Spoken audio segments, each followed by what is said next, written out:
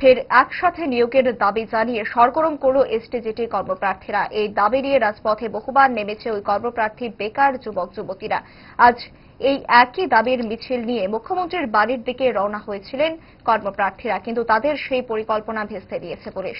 রাজধানীর তুলসীবতী স্কুলের সামনেই তাদের গতিরোধ করে আরক্ষা প্রশাসন। অগত্যা কর্মপ্রার্থীরা জেলা প্রশাসনের আধিকারিক মারফত তাদের দাবি সম্বলিত স্মারকলিপি পাঠানো হয় মুখ্যমন্ত্রীর কাছে।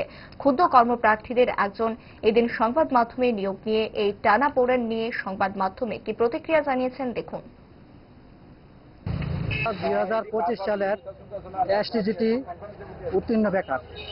আমরা জানি 2025 সালে এসটিজি পরীক্ষা হয়েছিল, প্রায় 17,000 ক্যান্ডিডেট পরীক্ষায় বসেছিল।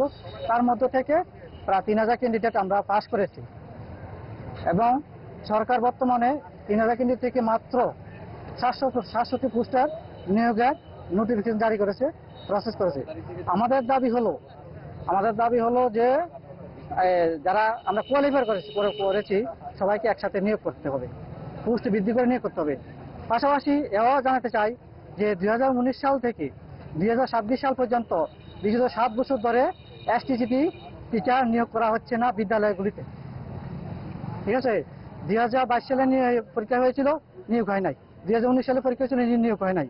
ঠিক আছে, এই এত বছর পরে 2025 সালে কোন একদম সাকসেসফুলি আমরা পরীক্ষা দিয়েছি এবং আমরা 3,000 ক্যান্ডিডেট পাস করেছি। ঠিক আছে, তার জন্য মুখ্যমন্ত্রীর কাছে আমাদের আবেদন যাতে পোস্টগুলো বৃদ্ধি করে আমাদের নিয়োগের ব্যবস্থা করে।